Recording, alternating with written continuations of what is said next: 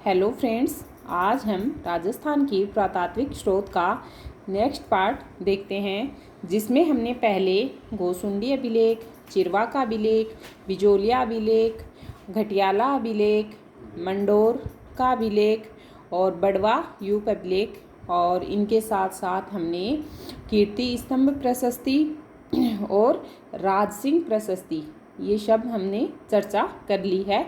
Next आज हम बात करते हैं रायसिंह प्रशस्ति और नेमिनाथ प्रशस्ति के बारे में। आज हम कोशिश करेंगे कि दो छोटे छोटे पार्ट और करके ये जो टॉपिक है इसको कंप्लीट करते हैं। तो आज हम पहले अभी चर्चा करते हैं रायसिंह प्रशस्ति के बारे में। रायसिंह प्रशस्ति को देखने से पहले हम पहले थोड़ा सा रायसिंह के बारे में चर्चा करते हैं। रायसिंह, जैसा कि हम सब जानते हैं, बीकानेर का एक शासक था जो कि जयत्र सिंह का पुत्र और कल्याणमल का पुत्र था और ये अपने समय का एक महत्वपूर्ण शासक है, जिसमें कि हम देखते हैं जो रायसिंह है, इन्होंने जो है वो राय प्रशस्ति भी इन्होंने ही करमचंद के द्वारा लिखवाई थी और इसके साथ इसने जो जूनागढ़ का दुर्ग है उसके जूनागढ़ दुर्ग में जो सूरज पोल है उस पर जो है जयमल मेड़तिया और फत्ता सिसोदिया की जो मूर्तियां हैं वो स्थापित की हैं। एक बात और ध्यान रखने योग्य है कि जैसे हम सब जानते हैं कि जो अकबर था उसने अपना सबसे विश्वास पात्र अकबर जिसको मानता था तो वो था मानसिंह, और मानसिंह को अपना फर्जंद कह के वो बुलाता था इस प्रकार। लेकिन मानसिंह के बाद अकबर का जो सबसे विश्वास पात्र कोई था तो वो रायसिंह था, और रायसिंह को ही अकबर ने जो है वो 1572 ईस्वी में जो है जोधपुर का प्रशासन रायसिंह को ही सौंपा था। अब हम बात करते हैं रायसिंह प्रशस्ति के बारे में। वो रायसिंह प्रशस्ति रायसिंह के बारे में एक और महत्वपूर्ण तथ्य ये भी हमें ध्यान रखना चाहिए। जैसे रायसिंह को जो है वो राजपुताने का करण कहा जाता है, जबकि लूणकरण को हम सब जानते हैं कलयुग का करण जो है वो कहा जाता है। तो रायसिंह को राजपुताने का करण किसने कहा था? देवी मुंशी प्रसाद ने कहा था। ये बहुत बार क्वेश्चन रिपीट होता है कि किसको राजपुताने का करण कहा जाता है या किसे कलयुग का करण कहा जाता है। तो राजपुताने का करण रायसिंह को और कलयुग का करण जो है वो लूणकरण को। अब हम अपने टॉपिक पर आते हैं और रायसिंह प्रशस्ति के बारे में जानकारी या चर्चा करते हैं। तो इसमें हम जानेंगे कि जो रायसिंह प्रशस्ति है वो 1594 ईस्वी की है। यदि इसको विक्रमी संवत में कन्वर्ट करते हैं तो वही 57 ईयर्स इसमें ऐड करके हम इसको विक्रमी संवत में कन्वर्ट कर सकते हैं। नेक्स्ट हम बात करते हैं कि जो बीकानेर दुर्ग का निर्माण है वह हम सब जानते हैं किसने करवाया था? तो राव रायसिंह के द्वारा करवाया गया था। और मतलब अपने किस मंत्री के द्वारा करवाया गया था? तो करमचंद के द्वारा जो है वो बीकानेर दुर्ग का निर्माण करवाया गया था। और बीकानेर दुर्ग के बारे में एक महत्वपूर्ण तथ्य यह भी है कि बीकानेर दुर्ग जो है वो लाल पत्थरों से बना हुआ है, और यही लाल पत्थरों से बना होने के कारण जो है इसका नाम लालगढ़ रखा गया है, और इसी दुर्ग को जो है वो जूनागढ़ दुर्ग भी कहते हैं। तो ये बातें हमें याद रखनी चाहिए कि बीकानेर दुर्ग का नाम लालगढ़ भी है और जूनागढ़ भी है।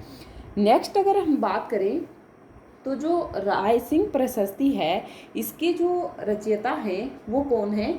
तो वो जेता, जिसको हम जैता या जेदुता भी बोल सकते हैं, तो वो हैं रचयिता जो हैं वो जेता हैं। नेक्स्ट हम बात करें कि रायसिंह जो प्रशस्ति है इसमें क्या क्या और हमें देखने को मिलता है या फिर क्या उल्लेख किया गया है।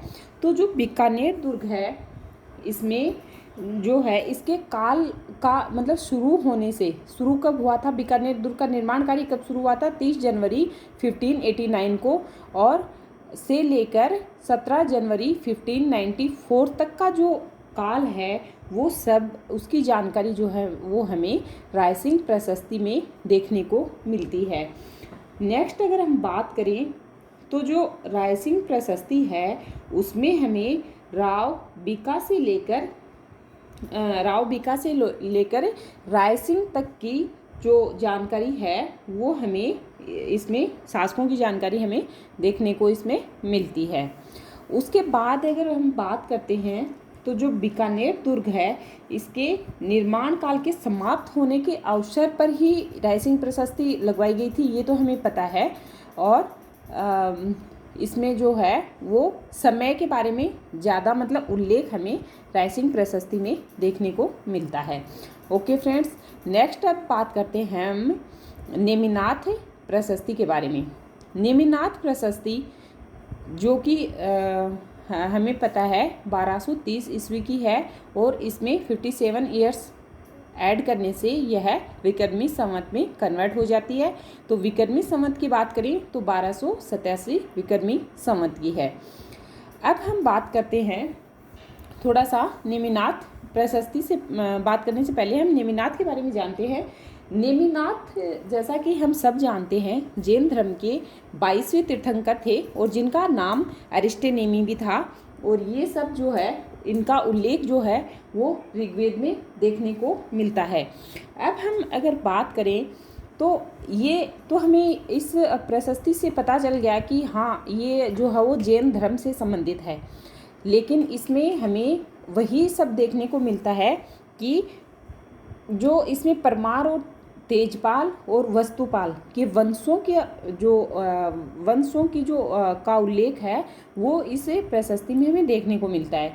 तो हम जानते हैं कि तेजपाल वस्तुपाल दोनों भाई थे और गुजरात से थे, और ये सब जो है वो जैन धर्म से मतलब जैन धर्म के जो मंदिरों का निर्माण कार्य है ना, उनसे बहुत अधिक महत्वपूर्ण इनका योगदान जैन मंदिरों के निर्माण में रहा है।